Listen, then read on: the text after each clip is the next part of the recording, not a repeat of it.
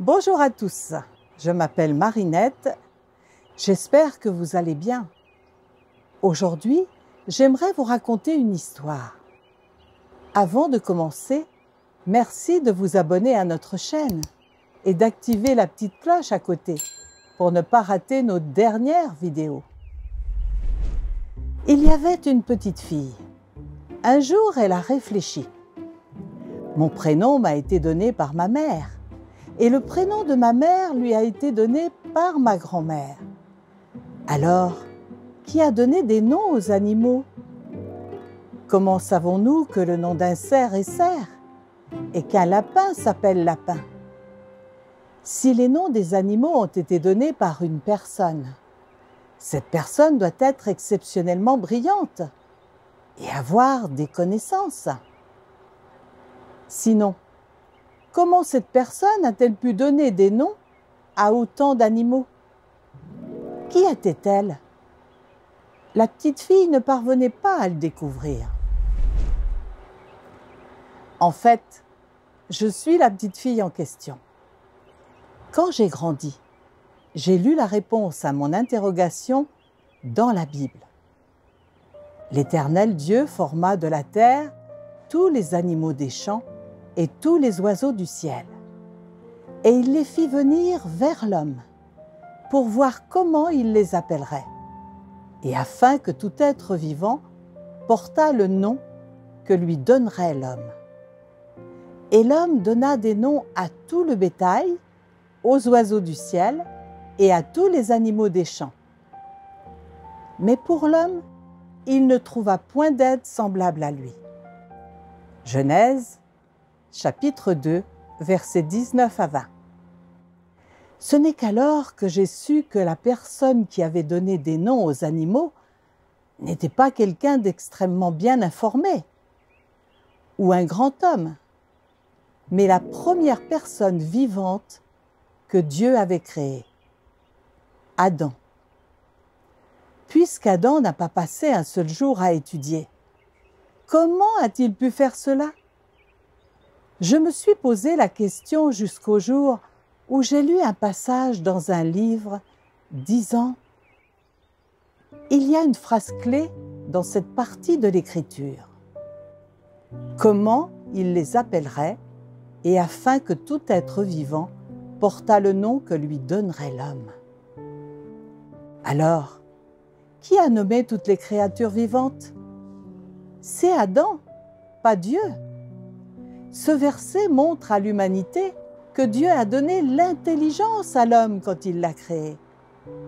Autrement dit, l'intelligence de l'homme vient de Dieu. C'est là une certitude. Mais pourquoi? Après que Dieu a créé Adam, Adam est-il allé à l'école? Savait-il lire? Après que Dieu a fait diverses créatures vivantes, Adam les a-t-il toutes reconnues? Dieu lui a-t-il dit quel était leur nom? Bien sûr, Dieu ne lui a pas non plus appris à inventer les noms des créatures. C'est la vérité. Alors comment a-t-il su nommer ces créatures vivantes et quel genre de nom leur donner? Cela est lié à la question de ce que Dieu a ajouté à Adam quand il l'a créé. Les faits prouvent que lorsque Dieu a créé l'homme, il lui a ajouté son intelligence. C'est là un point clé. Alors écoutez bien. Il y a un autre point clé que vous devez comprendre.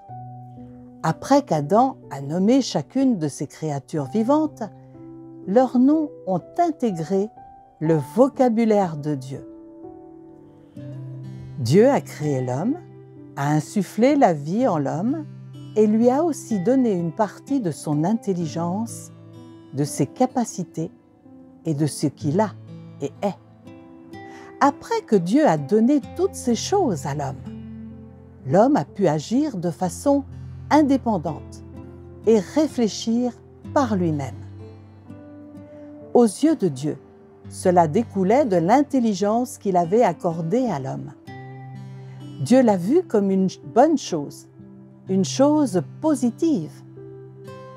Ce qu'Adam a fait à ce moment-là a été la première manifestation de l'intelligence de Dieu en l'homme.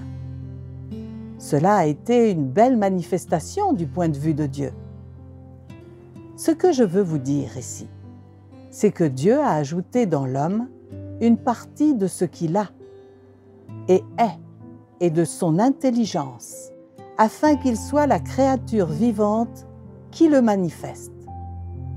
Dieu désirait précisément voir une telle créature vivante accomplir des choses en son nom. Ce passage confirme le fait qu'Adam donna des noms aux animaux.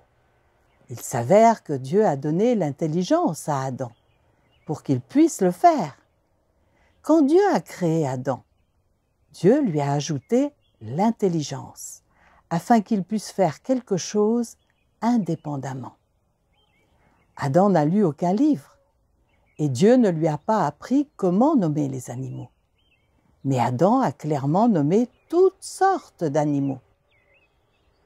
Je n'ai pas pu m'empêcher d'être surprise. Puis, j'ai pensé aux personnes à travers les âges.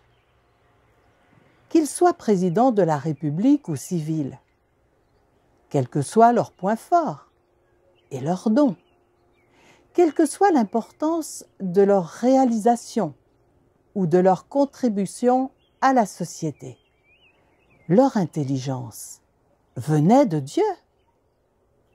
Si nous n'avons pas l'intelligence de Dieu, peu importe nos efforts, nous n'obtiendrons pas ce que nous voulons, car nous sommes issus de la poussière et nous n'avons rien. Adam a nommé toutes les créatures vivantes grâce à l'intelligence de Dieu. C'est la première chose que la première personne vivante a faite au nom de Dieu, depuis que Dieu a créé ce monde. C'est un fait que Dieu a donné à Adam le droit de nommer les animaux. Et ici, nous pouvons voir la volonté de Dieu. Dieu nous a donné la vie et l'intelligence. Ce n'est pas à nous de vivre comme bon nous semble, dans ce monde mauvais et sale, ou de vivre pour le confort physique, la vanité, la gloire et le gain, en consommant tout ce que Dieu nous a donné. Au contraire, Dieu espère que nous ferons de notre mieux pour bien remplir nos devoirs d'être créés, obéir à Dieu, manifester Dieu et le glorifier. En fait, tous les êtres humains devraient adorer Dieu, car il est juste et approprié pour toutes les créatures d'adorer le Créateur. C'est tout pour aujourd'hui, chers frères et sœurs en Christ. Si cette petite histoire vous a plu, ne manquez pas de la liker à la fin de votre visite et de la partager avec vos amis et vos proches. Vous pouvez également laisser un message ci-dessous. Que Dieu touche votre cœur et qu'il vous bénisse.